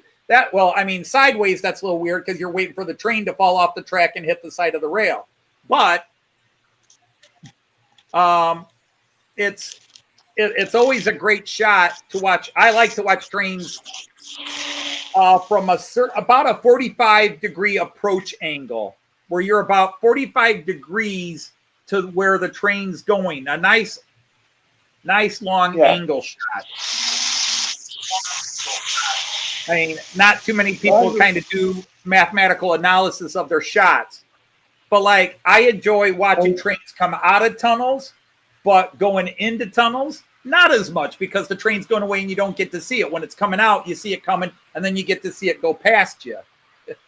You're still seeing it for the same amount of time, but it's the idea you see it coming and then going past you, as opposed to going past you and then into the tunnel, and then you don't see it. Just an odd little mental thing. But yeah, I mean, that is something I don't see a lot of channels talking about. Sadly, we got in this discussion late. Maybe next time on the show, we'll talk about it more, which is viewing angles. Because even rail fanners have different shots and angles they like. But when you build a layout, so many things factor in. Your backdrop will factor in.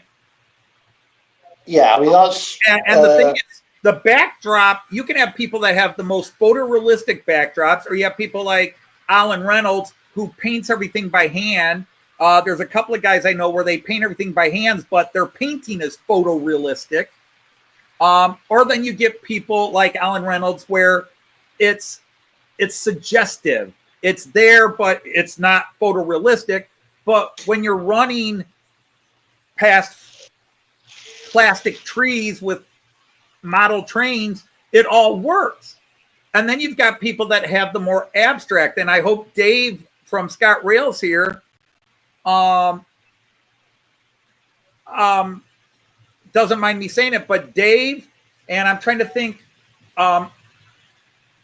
James Galton from Dundas Railroad in Canada, so two Canadians, they have what I would call a more abstract background. It's wall painted, and it's the suggestion of hills in different tones of the same color.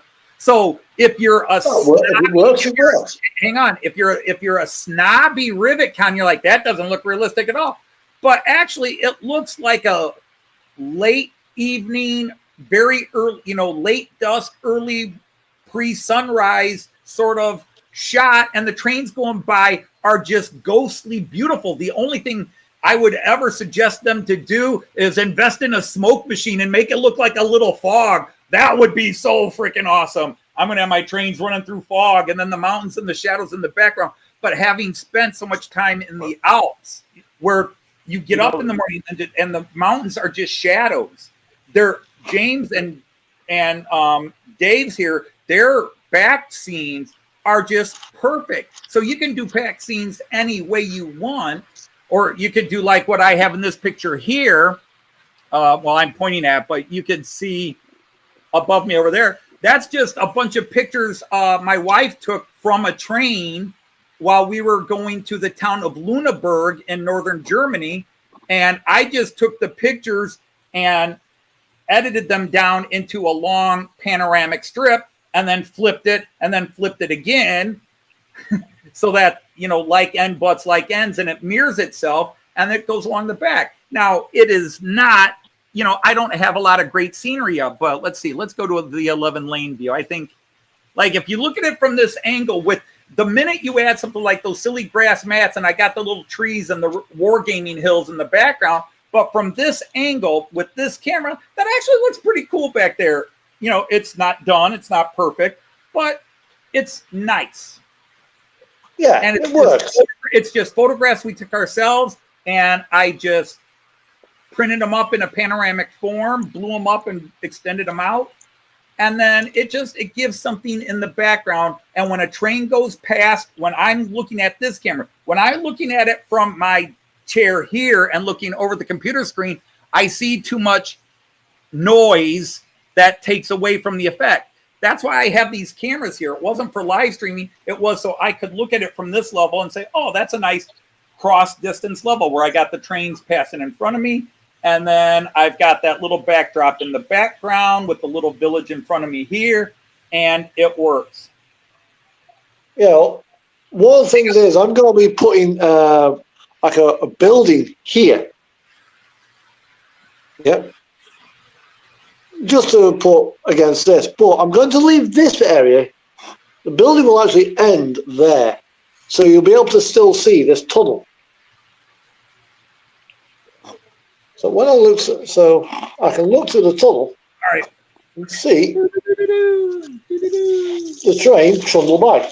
I don't hit the stop button. I don't hit the stop button yet, but it works either way. Providing, of course, I've not left a wagon, a big rig, sat in the tunnel. It kind of blocks it. Mm-hmm. But I'm going to try and leave that area free because I don't want to put too much high-rise stuff on the viewing side of the layout, because that will kind of take away the enjoyment of the layout, sitting down at rail height to watch the trains go by. Yeah. Which is why I'm going to put on this part, the caravan part, there's going to be like this retaining wall. There's going to be part of it there. Retaining water, you're what? No, retaining wall. I'm sorry. Yeah. So, yeah. Just to kind of visually give a hint of the ground coming down to give access to this area, because that's going to be the only way in. It's not going to be wide enough to have the entire roadway. So the road will start sort of there. It'll be like a black thing coming in and a small fence. So there will be a fence here, which will also be my part of my layout's suicide board, which is what this is. Well, get it some help, and then maybe it won't be a suicide board. Yeah, that's the help. It prevents death. Prevents jumpers, death dives, because N gauge, double O gauge, O gauge trains, they don't take too kindly from falling off the layout. Indeed. Yeah. So yeah, having something on them, like I have near my curves, like I don't know how well it shows up. I'd have to. I don't know if it shows up here, but maybe you can see a little reflection here. There is clear plastic right here to keep my train from going off. Yeah, that's what this is. As well. He was talking about the fog effect. The club's O-scale layout from a couple years ago, not the one from this past display, but the one that used at previous displays. If you actually look under the bridge when the trains would go across it, it actually had a fog machine that would spray up smoke, fog, whatever, up under the bridge. Now, granted, it had like T-Rexes and dinosaurs underneath it, but if you took that stuff out, well, it would look pretty realistic. Yeah. See, my problem is my brain is now working on this. How could I do a fog effect?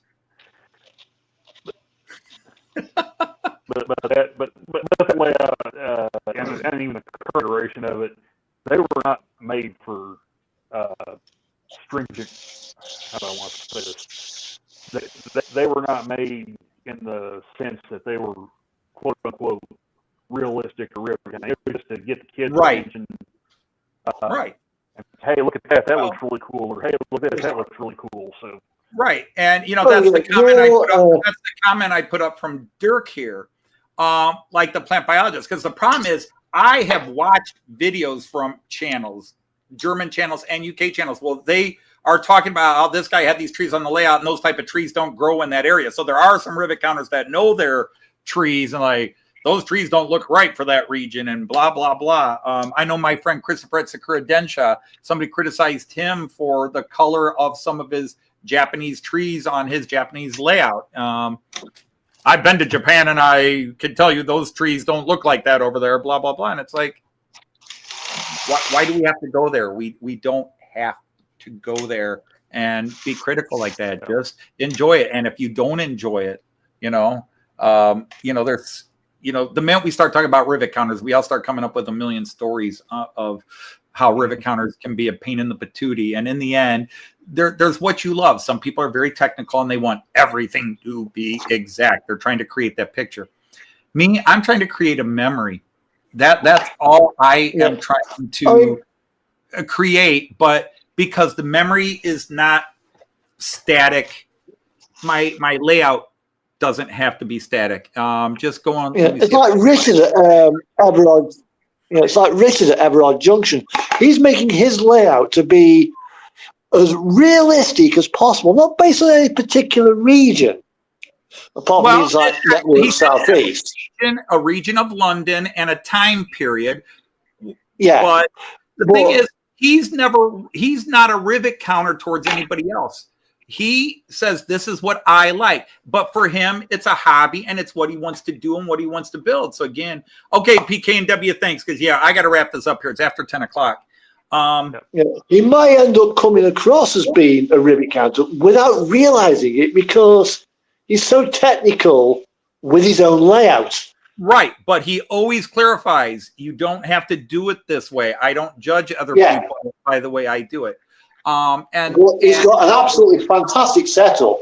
He is. His parents' house. His layout doesn't exist anymore.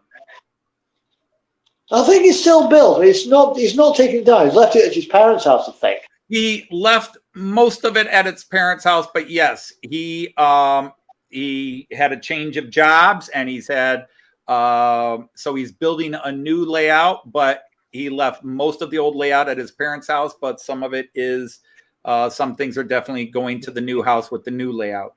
I don't know 3 pantographs. Because he's had changes in life. Yeah.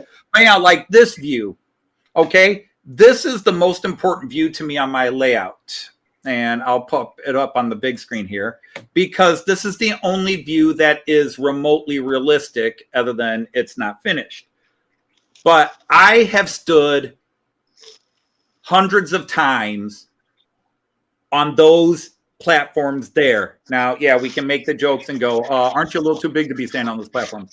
But that's because this angle, that station is a 100% scale, both height, width, and depth, true 187 scale of the Delmenhorst City train station. My favorite comments I get are people from that part of Germany who watch one of my videos and they will type in, is that the Delmenhorst station? And I say, yes, it is. And they say, oh my God, it's perfect. Because I have stood on that station, Joyce and me by myself, me, Joyce, and 12, 15, 18 of my students who are about to take their first train ride in Germany. And it was amazing. And when I got into trains, this is what I had to correct. See, once I get the Fowler car system, I could call myself done because this is all I had to do was build the Delmenhorst station. That's the only thing that had to be real. I still have touch-ups I have to do in certain areas. I've got to put a corrugated aluminum fencing down the 2 sides and work on a stairway that's to the left of the video. But when you get inside those platforms, and I don't have a camera at that angle because trains, but when you get in, everything to the security cameras is exact. Because I needed that to be exact. The rest of the layout, I don't care if it has a blade of grass on it. That's why I haven't worked on it in 4 years, because 4 years ago, almost 5 years ago, I finished the Delmenhorst station and I sort of had I am done. Because this is, and then the other thing I love to do is when I do that, GoPro passenger angle shot going around the layout, which is why I need to put some scenery on the layout because I want to see things as I'm, because I have that view where I can sit like a passenger and that's what it is. But maybe we'll pick up on the scenery talk. And again, I think a really cool discussion about what are our favorite angles, because cameras are more than just live streaming. Cameras, to me, were a means to see my trains in a way I couldn't see unless I walked away from the controls. Now, yes, I can control my trains remotely with my smartphone or a tablet, but I like to be in the command center. So having a camera here, a camera there, was what. One of the things I do want to do, Anthony, at the back there, see that corner there? Okay, yes. Yeah, I want to put a couple of trees up there to, again, hide this area and hide this bloody hill joint. Because when I put this back seat in place, I didn't quite put that in the right place. Gotcha. that should be a little bit further that way. Yep. Oops. You put something in there, a telephone pole or something like that. It'll most likely be a pine tree of some description, a few pine trees. Godzilla. Because this is meant to be a derelict piece of track that was closed by a certain Dr. Beating. Yeah. So that's why all this grass is growing through the sleepers, the rail ties. So by putting up a few trees there, it'll just hide this. Right. Yeah, it will hide the theme.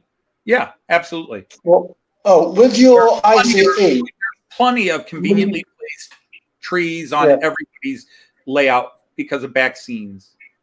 Yeah, running it with 3 pantographs actually reminded me of this particular Japanese train.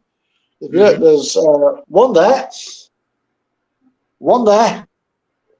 and one there. Mm-hmm. I've actually got them all up now. Is actually how it runs in service. Yeah, that's the one advantage of N-scale. Japanese voltage. That's the one advantage of N-scale. You can run really long, consist, and if you have the space, I cannot run a 16-car ICE here. It would be too big. Yeah. I mean, so again, with this, and the reason why it actually has 3 pantographs is when it's on 1500 volt direct current scenery. To move the train along, to get the thing started, pulls that much current. Mm-hmm. You'd overheat the wires because, as you probably know, the higher the voltage, the lower the current. Right. So what they've done is basically make sure it's got 3 pantographs for it to all work. Right. But then you also mentioned as well, having a 16-car consist, that's 10 cars long. The Caledonian's 8 cars, or Mark IIIs. How much space on my layout would that actually take if I wanted to put a platform? Mm-hmm. You can see just how long as it comes round there now. Artie, you're making me mad. Artie, you're making me mad. You got berry donuts. Oh my God, best donuts in the world. Yeah. So you can imagine just how long on this board the platform would be.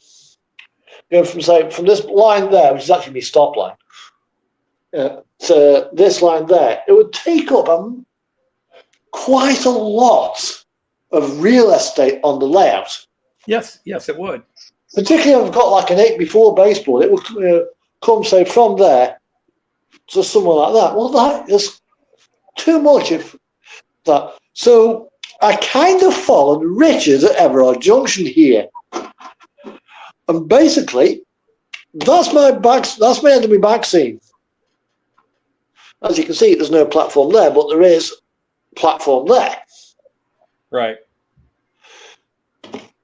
Yeah. So if I just bring my train through here, close those points. All right. Well, anyhow, I got to chop this all off, guys. It is 10:15. I'm already half an hour, 45 minutes over where I wanted to be, but the chat gets good, and I hate to cut it off, but now I got to cut it off. Oh. It is bedtime for Bonzo here, and I don't have There Bonzo. you go, and Yeah. 10-car train in the station. Yeah. But the platform's only, 18 inches, maybe 20 inches long. Anyway, Right. Ant, it's been a great show. It's been great talking to you. Yep. Been very cool. Oh, Poor Randall had to sit here and listen to all the other stuff. He just, nice guy, sits It's there. all right. And, yeah. Sorry for boring the shit out of you, Randall. it's not boring. He loves this stuff. He just, I He get a just kick out picked of seeing what they run across the pond and stuff like that. So. How I actually did. Randall, how my I actually- right-hand guy. I'm Artie's right-hand guy, but Randall's my right-hand guy. Yeah. Okay, so anyhow, Well, I got appreciate that, Anthony, but to wrap this up. So we're gonna start. What's that? I was just gonna say I run all the boring American stuff. Yeah. Well, anyhow, Joyce actually, she's back here now. Joyce was actually saying that she's gonna miss. Oh, good. She was that when you said you were not going to be posting for a while, like Fredo Baggino, she was like, "No, I was like that." She was thinking, but his great grandfather is definitely going to be seen more. But for those who don't know, the Fredo Ford story, that's the NASCAR 5 career mode, which is based off of Anthony's character Matt Clark. So, but the suspension of posting your videos, that's because of my car job being extended with the wind date. Right. So, I didn't want to say, okay, today is when I'm going back home and I start posting video again because I don't know when I'm going back home. So, Okay.